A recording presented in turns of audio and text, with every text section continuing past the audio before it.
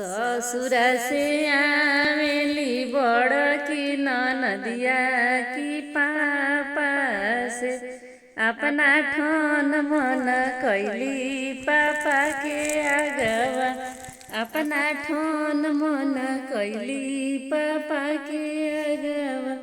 हमार पापा जी घरे होला गृह प्रवेश कि हम लेबो एही जड़ल कंगना कि हम रेबो एही जड़ल कंगना कि हम लेबो।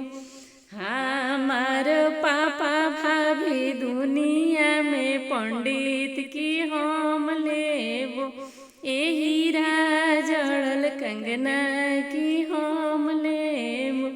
ससुरा से आवेली 5 गो नदिया भाभी से अपन उतनोक झोंक कैली भाभी के आगवा। हमार भैया भाभी बलिया जिला में डॉक्टर कि हम लेबो एही जड़ल कंगना कि हम लेबो।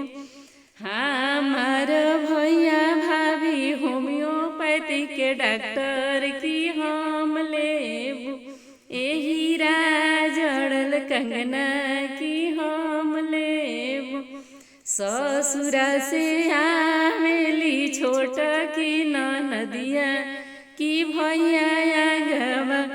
उजे ठन मन कैली भाभी के आगवा।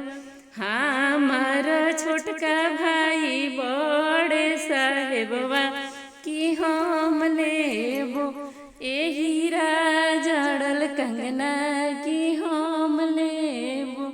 ससुरा से आवेली 5 गो नदिया भाभी के आगवा। उजे नोक झोंक कैली भाभी के आगवा। हमार भैया भाभी बड़े साहेबवा कि हम लेबो एही जड़ल कंगना कि हम लेबो। हमरा ही भैया घरे होला गृह प्रवेशवा कि हम लेबो एही जड़ल कंगना कि हम लेबो।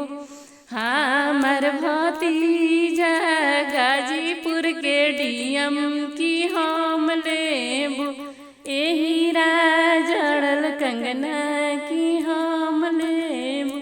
ससुरा से आवेली छोट की नदिया कि खोला भाभी एही जड़ल कंगना